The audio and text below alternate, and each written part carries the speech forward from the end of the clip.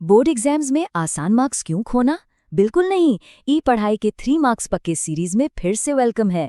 चलिए आज बायोलॉजी के सबसे इंपॉर्टेंट ट्रांसपोर्ट सिस्टम यानी जाइलम वर्सेस फ्लोएम के 3 मार्क्स लॉक करते हैं। जी हाँ, बिल्कुल सही सुना। ये एक ऐसा हॉट टॉपिक है जिससे हर साल क्वेश्चन बनता ही बनता है। और इस छोटे से सेशन के बाद ये 3 मार्क्स सीधा आपकी जेब में होंगे, ये गारंटी है। तो चलिए शुरू करते हैं। तो सबसे पहला और सबसे ज़रूरी सवाल, आखिर ये दोनों कैरी क्या करते हैं? इनका सामान यानी कार्गो क्या है? और इसको याद रखने के लिए एक ज़बरदस्त ट्रिक है मेरे पास। ओके, तो सबसे पहले है फ्लोएम।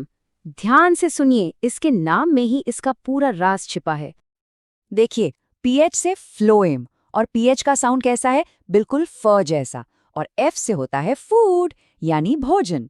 Simple right? तो फ्लोएम का काम है प्लांट में फूड को ट्रांसपोर्ट करना, जैसे कि शुगर्स जो लीव्स में बनती हैं उन्हें प्लांट के बाकी पार्ट्स तक पहुंचाना। अब बारी आती है जाइलम की।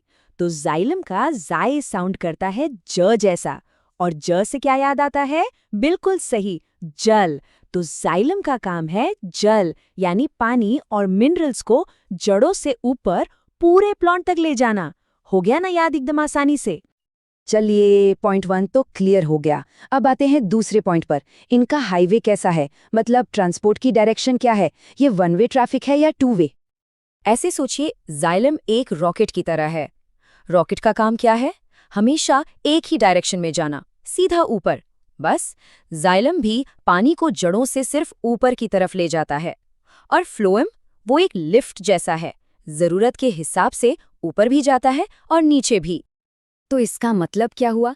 जाइलम का फ्लो है यूनिडिरेक्शनल, यानी सिर्फ एक दिशा में, नीचे से ऊपर।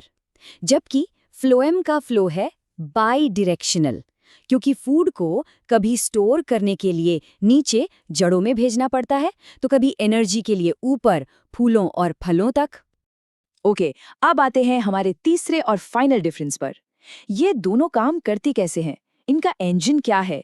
क्या इसमें एनर्जी खर्च होती है या नहीं? यही इनके काम करने के तरीके का सबसे बड़ा राज है। देखिए, जाइलम के ज्यादातर सेल्स वो डेड होते हैं, मृत। इसीलिए ये फिजिकल फोर्सेस पर काम करता है, जैसे ट्रांसपिरेशन पुल। सोचिए, जैसे आप स्ट्रॉ से जूस पीते हैं, कोई एनर्जी नहीं लगती ना? बस वैसे ही प्लांट की कोई एनर्जी खर्च नहीं होती। इसके एकदम ऑपोजिट, फ्लोएम के सेल्स जिंदा होते हैं, लिविंग होते हैं, और फूड को इधर से उधर धकेलने के लिए इन्हें चाहिए होती है एनर्जी। ये एनर्जी आती है एटीपी से। एटीपी को सेल की एनर्जी करेंसी भी कहते हैं, और इस प्रोसेस को कहते हैं एक्टिव ट्रांसपोर्ट। तो इन 3 पॉइंट्स के साथ ये पूरा टॉपिक अब आपके दिमाग में फिट हो गया होगा। अब टाइम है उस फाइनल चीट शीट का जिससे आप एग्जाम से जस्ट पहले सब कुछ रिवाइज कर सकते हैं, द स्क्रीनशॉट मोमेंट। तो फोन तैयार है ना, इस पूरे ज्ञान को हमेशा के लिए अपने पास सेव करने के लिए? गेट योर फोन रेडी और ले लीजिए एक स्क्रीनशॉट। अब ये टेबल ही सब कुछ है।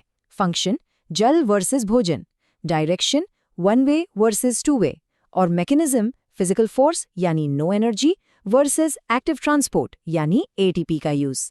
बस इतना ही तो याद रखना है।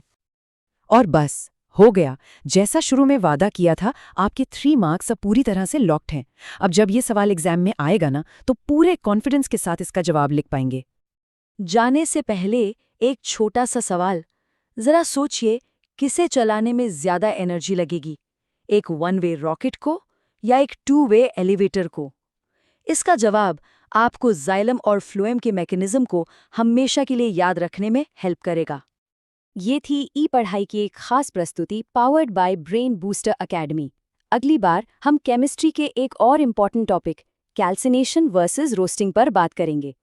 तब तक सीखते रहिए और बेहतर मार्क्स लाते रहिए।